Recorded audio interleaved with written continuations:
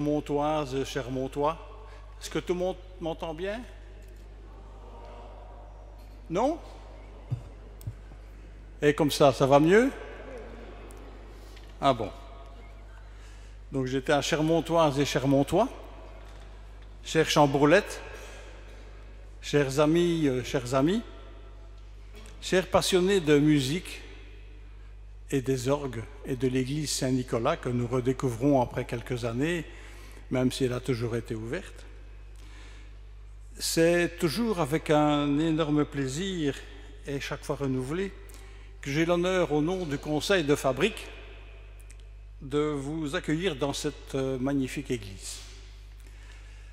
Depuis le 6 décembre 2013, fête de la Saint-Nicolas, date à laquelle le coq a retrouvé sa place sur notre clocher et à laquelle le vitrail créé par Bernard Tirtiot, qui est d'ailleurs ici présent, je le salue avec son collègue M. Régnier, a été inauguré, nous avons vécu quelques beaux événements et quelques bons moments.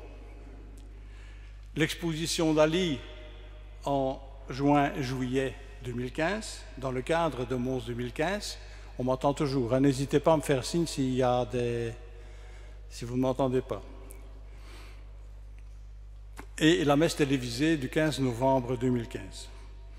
Aujourd'hui, c'est l'inauguration de cet orgue exceptionnel que nous allons découvrir dans tous ses aspects visuels et musicaux. Comme d'habitude, ne souriez pas, j'essaierai d'être bref. Il me semble toutefois important de dire quelques mots sur la petite histoire de la restauration de cet orgue de Saint-Nicolas. Dans le fascicule que nous avons édité grâce à M. Keremans, vous trouverez un proverbe bien connu, « Tout vient à point à qui sait attendre ». Cela mérite bien sûr quelques explications. Il y a plus de 30 ans que le conseil de fabrique s'inquiète de ce magnifique instrument. D'une part, sa qualité et sa puissance musicale étaient fort affaiblies, et d'autre part, sa stabilité était fort fragilisée par de mauvaises restaurations antérieures et par les vibrations dues au charroi dans la rue d'Avré. À cette époque, il y avait encore le tram, je ne sais pas si certains se rappellent. Et le buffet de l'orgue présentait, quand nous sommes arrivés à décider de sa restauration, présentait déjà un hors-plomb de plus de 10 cm. Donc vous imaginez, on craignait toujours l'effondrement. Après quelque temps passé à chercher un auteur de projet, nous avons pensé à Léon Keremans, ami de notre organiste regretté à l'époque Adhémar-Lebain. Et il faut savoir que M. Keremans a fait son travail de fin d'études comme organiste sur l'orgue de Saint-Nicolas et il le connaissait donc parfaitement bien. Sa carrière d'organiste démarrait et il était impatient et aussi insistant sur l'urgence de la réparation, sur quoi nous étions tous bien sûr d'accord.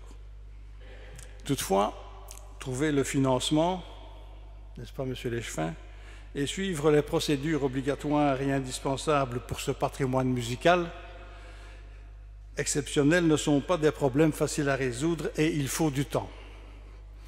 Autre proverbe, patience et longueur de temps font plus que force et courage. En 1992, il nous présente, Léon Keremans, un avant-projet de restauration. En 1999, il présente le projet définitif et le conseil de fabrique l'approuve. Il est soumis aux autorités de la ville, à l'évêché, à la direction de la restauration du département du patrimoine et de la commission des monuments et des sites. Ça va où? Le certificat de patrimoine est accordé en 2007. Le conseil communal approuve le projet en juin 2007 et la ville obtient les crédits wallons et européens et bien sûr, elle y va de sa poche. En 2010, le marché des travaux est attribué à l'association de facteurs d'orgue Gopia et Play. Les travaux commencent le 11 octobre 2010 par son démontage complet et sont clôturés par la réception provisoire le 31 octobre 2015. Aujourd'hui, il est comme un sous neuf et autres proverbes, tout est bien qui finit bien.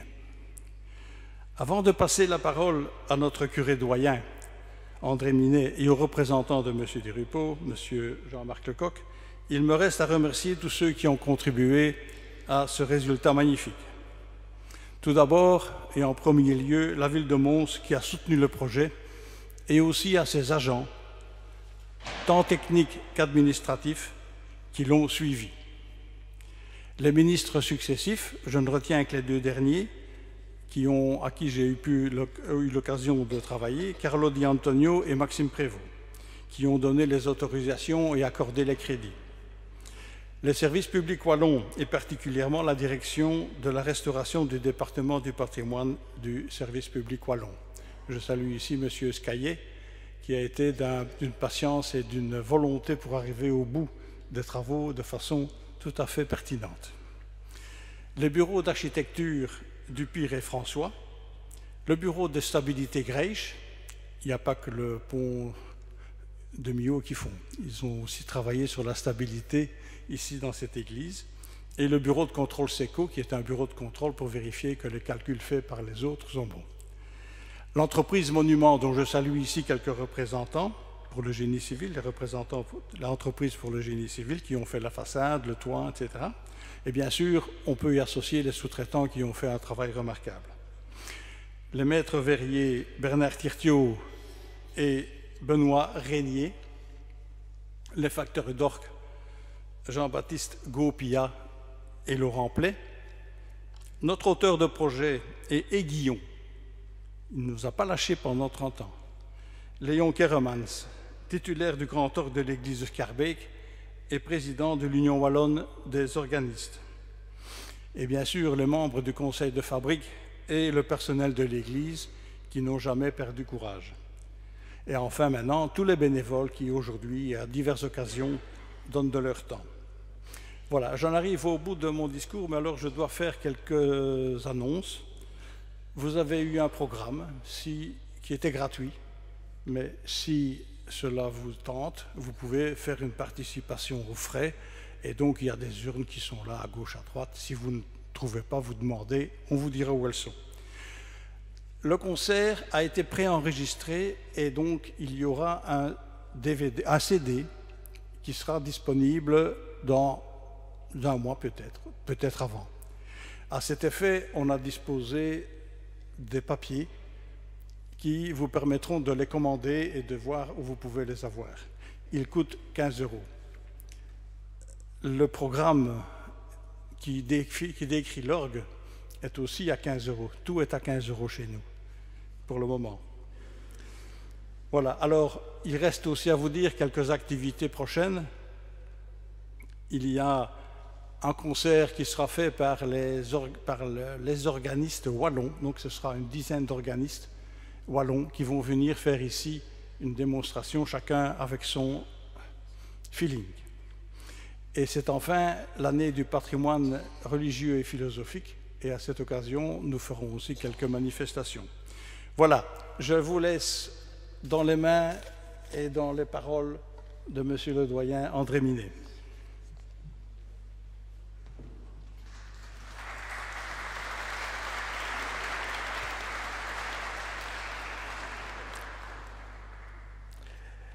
C'est un grand bonheur pour la paroisse Saint-Nicolas de retrouver son orgue. Voilà ainsi l'église Saint-Nicolas remise à la hauteur de sa grande tradition musicale qui remonte à Roland de Lassus. Bien sincèrement et très chaleureusement, je m'unis à la voix d'Henri Brouet, président de la Fabrique, qui vient d'exprimer la gratitude de la paroisse envers les personnes et les institutions qui ont permis de mener à bien la restauration de ce bel instrument qui sonne à nouveau dans notre Église au service du culte et de la culture. En ce temps où notre monde est secoué par tant de violence, par d'inquiétantes poussées d'intégrisme et de populisme. Face aux divers problèmes qui ébranlent la société, s'attacher à un projet comme celui de restaurer l'orgue d'une église pourrait paraître déplacé et pas très en phase avec l'urgence de colmater les brèches qui menacent de céder un peu partout. Et pourtant, ces difficultés ne rendent-elles pas plus que jamais nécessaire de prendre du recul? Il n'est pas vain de nous ouvrir au registre de l'art et de miser sur la beauté, car notre société qui peine a plus que jamais besoin d'inspiration et de souffle, creusant en nous l'intériorité qui nous permet de tenir face au vent contraire et qui nous soutient pour habiller de lumière et d'espérance ce que notre monde a de ténébreux et de tragique. Nous connaissons bien ces mots qu'on lit dans un roman de Dostoïevski, « La beauté sauvera le monde ». L'orgue est un instrument de musique merveilleux.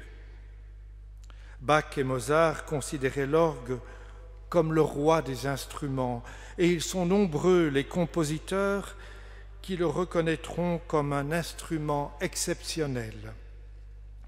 L'orgue est, pourrait-on dire, l'instrument total. Il peut se comparer à l'orchestre symphonique, avec ses jeux aux sonorités diverses, ses tuyaux grands et petits, de bois et de métal, avec ses combinaisons de tonalités multiples, avec ses plusieurs claviers et son pédalier. L'orgue est comme la parabole de ce que nous pouvons souhaiter pour notre vivre ensemble.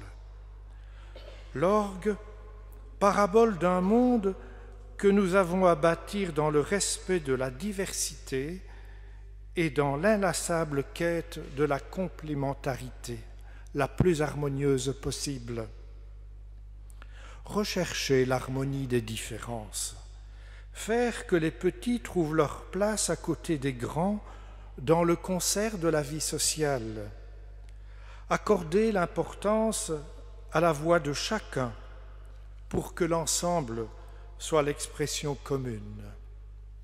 L'orgue, parabole d'un monde où chacun a sa place et où tous l'ont en entier. La musique nous met en harmonie avec nous-mêmes, en harmonie aussi les uns avec les autres.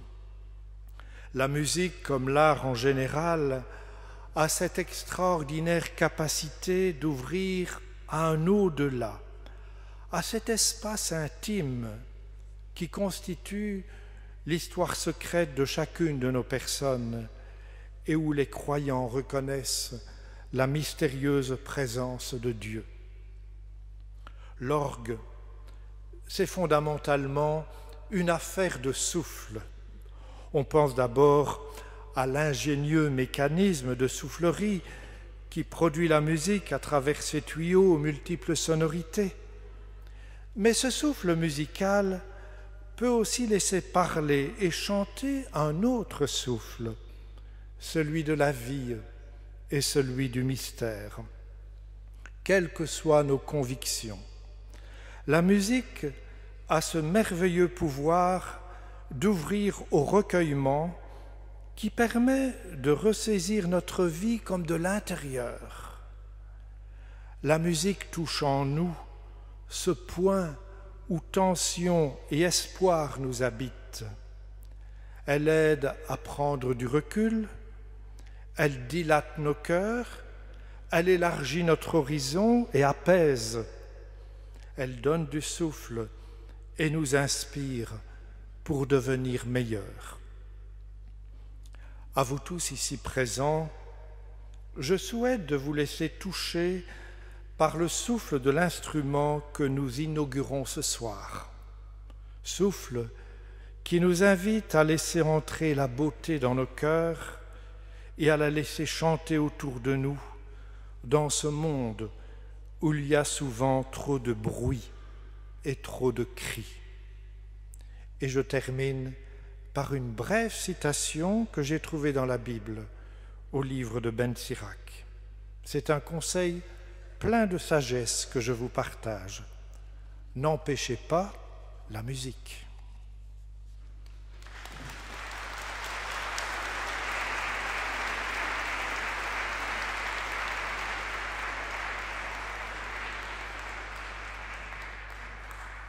Voilà.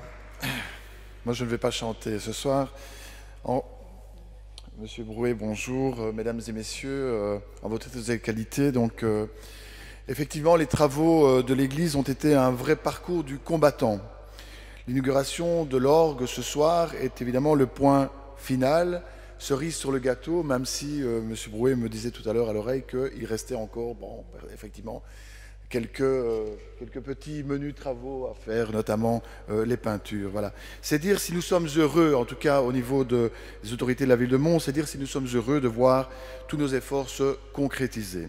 L'église Saint-Nicolas fait évidemment partie de notre patrimoine. Elle raconte l'histoire de Mons. Elle méritait que nous unissions nos forces pour lui rendre sa place légitime. Beaucoup de jeunes ont d'ailleurs connu l'église Saint-Nicolas masquée de ses échafaudages pendant près de 20 ans, plus de 20 ans. Le bâtiment est évidemment aujourd'hui, on le voit, remarquable. Il nous est enfin rendu. La ville s'est battue pour que Saint-Nicolas fasse partie des 33 projets qui ont été présentés à l'Union européenne et à la région wallonne, dans le cadre du projet Convergence. Que de merveilles qui nous sont données de voir ce soir dans cette église de style baroque et aussi gothique. L'orgue est une pièce maîtresse, on vous l'a dit, on vous l'a expliqué, du patrimoine de la Wallonie. Son histoire est longue et il conserve de nombreux éléments de valeur de plusieurs époques d'ailleurs, formant un tout remarquable par sa cohérence et son homogénéité. Témoin rescapé de son époque, cet orgue permet l'interprétation d'un large répertoire musical. En travaillant sur la soirée de ce soir, la soirée d'aujourd'hui, je suis tombé sur un recueil de l'orgue, sur l'orgue, daté de 1986, écrit encore à la machine à écrire d'ailleurs. Donc c'est un exemplaire unique, par un certain monsieur André Douillet, organiste de son époque. Et je ne résiste pas à vous lire un passage de ce livre, remarquable d'ailleurs. Le voici. Le titulaire d'une orgue est un artiste. Assis devant sa console, il s'est demandé à son instrument de faire éclater les sonorités les plus joyeuses et de produire les accents les plus émouvants en interprétant la musique qu'écrivirent encore d'inoubliables compositeurs de musique sacrée, dont les chefs-d'œuvre, quoi qu'on en dise, ne seront jamais dépassés, car ils puisent la source de leur inspiration dans les admirables mélodies du chant grégorien. Voilà, pour la petite citation, merci Monsieur Douillet pour votre livre.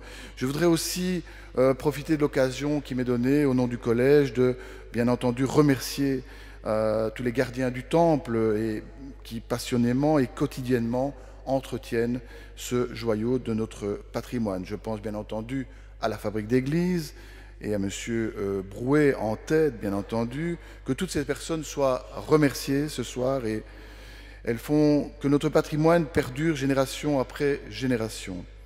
Le service des marchés publics aussi ne doit pas être oublié parce que ça a été véritablement parcours de combattant.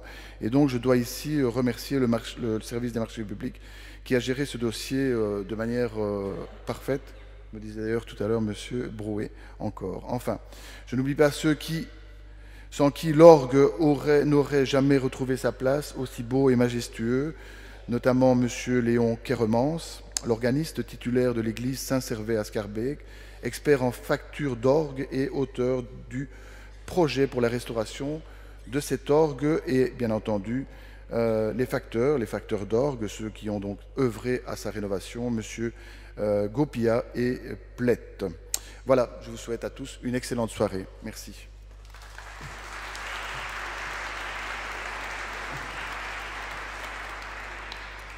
Rassurez-vous, nous allons laisser M. Keremans laisser courir ses doigts sur les différents claviers, sur les montres, etc. Mais je voudrais quand même dire ceci.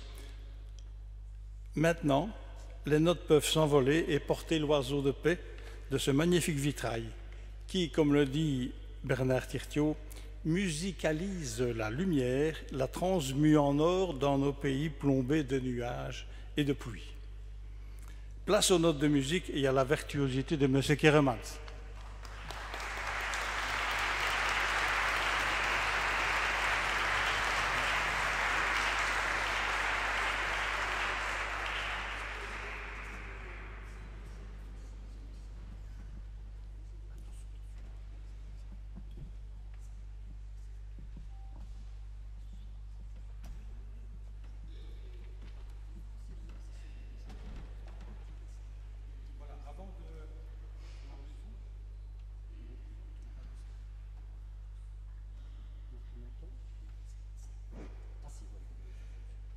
Avant de vous interpréter le programme, je pense qu'il serait utile de vous présenter un peu l'orgue.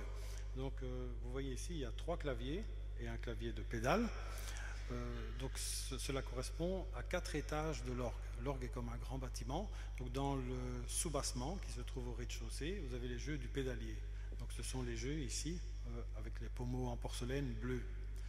Le clavier du milieu correspond au premier étage de l'orgue, donc juste au-dessus de la corniche. Ce qu'on voit, c'est très peu, c'est la montre. Ce sont des tuyaux qui parlent. Donc il y en a 66 au total, dont 18 sont muets. Ce sont des chanoines, on appelle ça. Donc la petite façade au premier étage et 3 des tuyaux de la façade du deuxième étage sont uniquement décoratifs. Mais les autres donnent des sons. Alors le clavier du bas, c'est le positif. Ça correspond au jeu à pommeau en porcelaine rouge. Autrefois, le positif se trouvait en balustrade. C'était un deuxième petit buffet d'orgue qui était plus proche dans l'église. Il y en a eu un à Saint-Nicolas en 1792, mais en 1860, François Loret, quand il a reconstruit l'orgue, a supprimé ce petit buffet. Il l'a d'ailleurs réutilisé pour faire un orgue à naline et malheureusement pour nous, cet orgue a complètement disparu lors du bombardement de l'église. On n'a aucune photo ni carte postale, donc on ne peut pas se faire une idée de l'aspect que pouvait avoir l'orgue à Saint-Nicolas à l'origine. Alors actuellement, donc les jeux du positif se trouvent au deuxième étage, derrière la deuxième petite façade. Et le récit expressif, donc celui-là, autrefois se trouvait à gauche du positif, au deuxième étage, et à partir de 1881, Pierre Chéven l'a mis dans la boîte expressive, donc c'est cette boîte que vous voyez en haut du buffet. Avec une pédale, je peux fermer ou bien ouvrir les volets. Normalement, vous devez pouvoir le voir. Bon, à quoi ça sert? C'est pour faire plus fort ou moins fort. Exemple.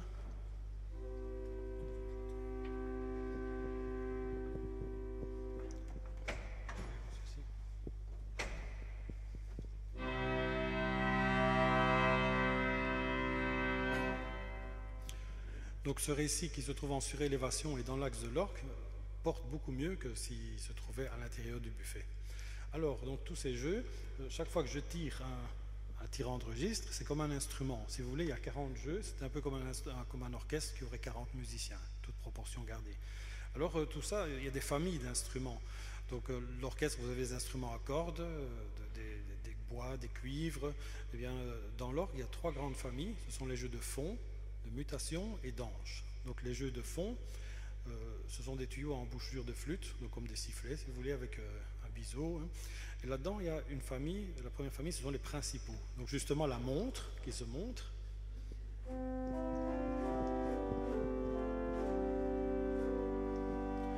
Alors c'est une montre 8. Bon, 8, qu'est-ce que ça veut dire? C'est 8 pieds. Donc premier do mesure 2,40 m. Donc ça concerne les facteurs d'orgue.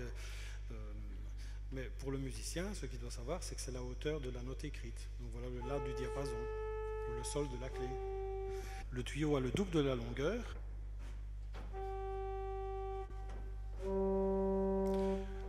Si le tuyau a la moitié de la longueur, on est une octave plus haut, et c'est le prestant.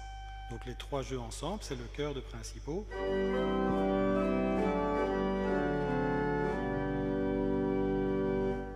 Au positif, il y a également un prestant, mais plus chantant que celui du grand orgue.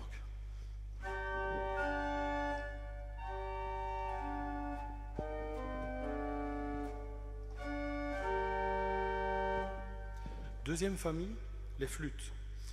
Oui, j'ai oublié de parler du principal de pédale, principal 16, qui est en bois.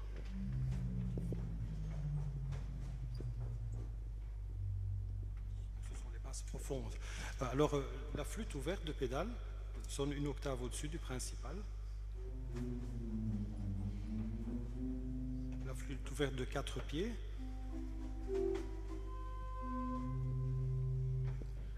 Alors ici, il y a des flûtes harmoniques à chaque clavier. C'est une caractéristique de l'orgue romantique. Donc c'est une flûte en double longueur et qui est très présente et qui imite un peu la flûte traversière d'orchestre.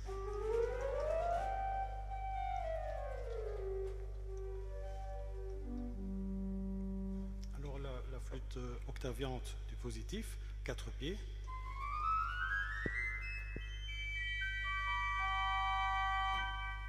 Alors, troisième famille, les bourdons. Ce sont des tuyaux bouchés. Donc, on leur met un couvercle. L'effet produit, ça veut dire que ce sont des jeux qui sonnent très doux et une octave plus bas que leur longueur réelle. Donc, un bourdon 8 mesure seulement 4 pieds.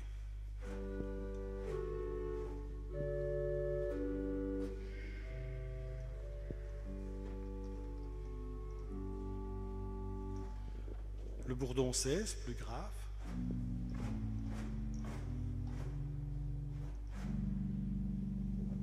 Et alors dans la même famille, les flûtes douces, donc ça commence comme un bourdon avec des tuyaux bouchés, puis ce sont des tuyaux ouverts. Il y en a 2 ici, celle du grand orgue.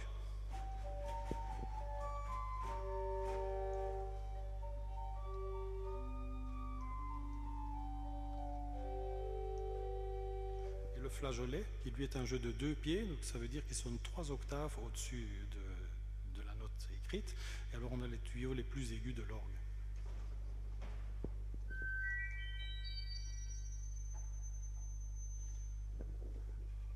La famille suivante, ce sont les jeux dits gambés. Donc la viole de gambe, par exemple, qui cherche à imiter le violoncelle.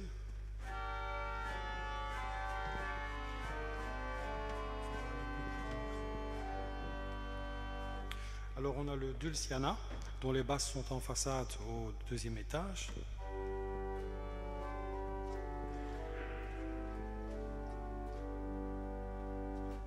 Le salicional.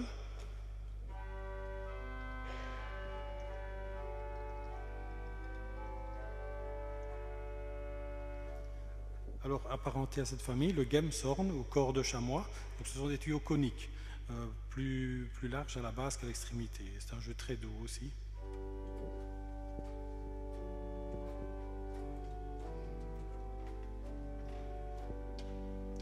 Et alors, pour compléter cette famille, il y a les jeux ondulants. Donc, la voix céleste est accordée un petit peu plus haut que le salicional. Si on les met les deux ensemble, on a un effet de battement, de jeu ondulant.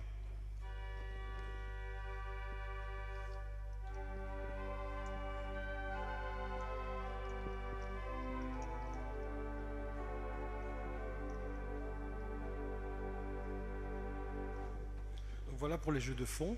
Alors il y a aussi les jeux de mutation. Donc ce sont aussi des tuyaux à embouchure de flûte. Et alors ça peut paraître bizarre, on joue une note, on en entend une autre. Je prends le nasard, par exemple, je joue un do, j'entends un sol. C'est compréhensible. Je prends par exemple un bourdon, je vous joue une gamme, je la joue en même temps, une quinte et une octave au-dessus.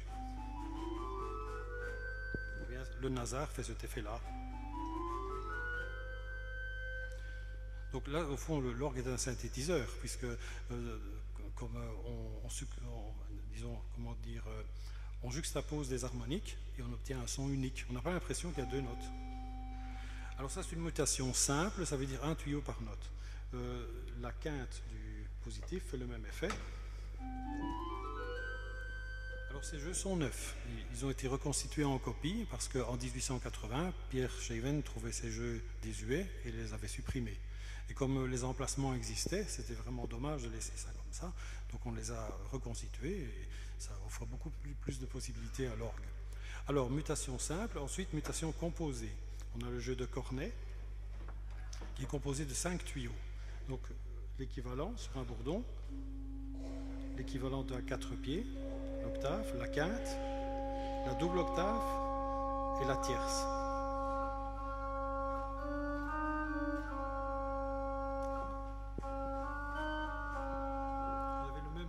Vous avez le même effet, donc sur une touche, j'ai 5 tuyaux. Bon, ce serait impossible de jouer un trait en jouant 5 notes à la fois. Ici, on les a.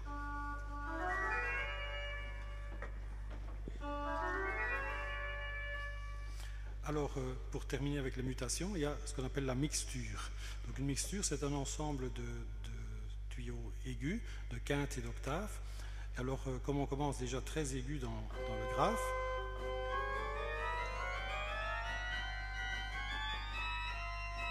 vous entendez, au lieu de continuer à monter, ça descend. C'est ce qu'on appelle une reprise. Parce que si on continue la progression avec des tuyaux aussi petits, dans l'aigu, ce serait inaudible. Donc tout seul, ça ne donne pas grand-chose. Mais par contre, si on prend le chœur des principaux, comme tout à l'heure, et qu'on lui ajoute la mixture, on a ce qu'on appelle le plein jeu. Et c'est ça qui donne la lumière à l'orgue. Alors cette fourniture n'avait plus que 3 rangs. Il y avait l'emplacement pour les tuyaux de 2 rangs. Et ils ont été reconstitués à l'identique. Donc on a retrouvé la mixture comme en 1860. Alors, dernière famille, les jeux à hanches. Au lieu d'être des tuyaux en embouchure de flûte, c'est plutôt, il y a une rigole et une languette. Je ne sais pas si vous visualisez un bec de clarinette. Le bec en ébène, c'est la rigole qui est ici en laiton. Et la languette en roseau de la clarinette se trouve ici être en laiton à l'intérieur d'un tuyau. Donc là-dedans, vous avez les trompettes. Il y en a une à chaque clavier et au pédalier.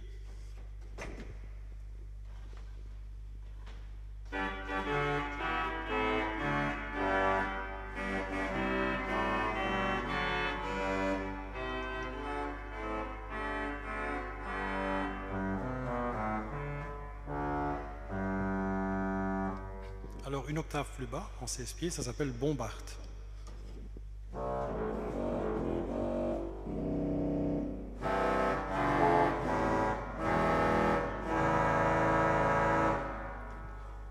Plus haut, ça s'appelle clairon.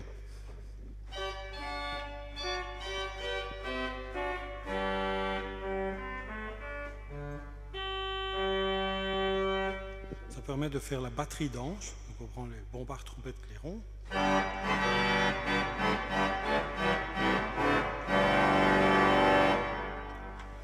Alors ce sont les anges puissantes, mais aussi des anges de détail.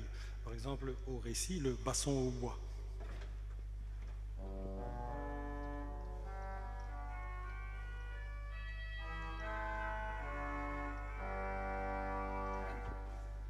Alors au positif, le chromorne, qui cherche un peu à imiter l'instrument ancien.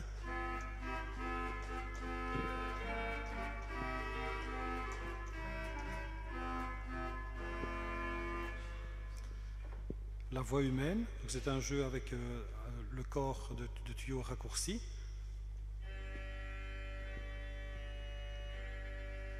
Et on l'utilise généralement avec le trémolo.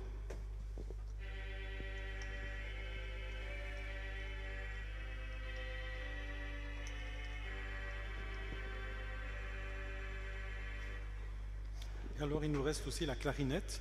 Là, au lieu d'être une anche battante, c'est une anche libre, comme dans les accordéons, les harmonicas, les harmoniums. Et c'est typique du 19e siècle aussi. Hein.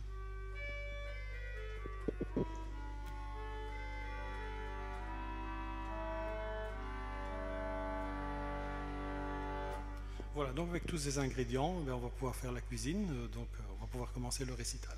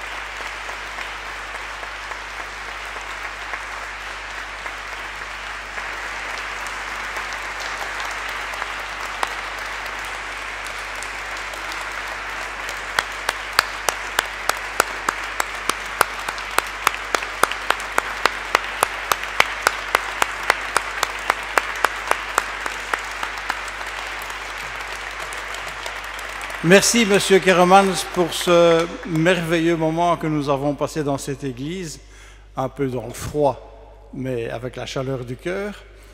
Alors, simplement, Monsieur Keremans, voulez-vous venir prendre un verre avec nous?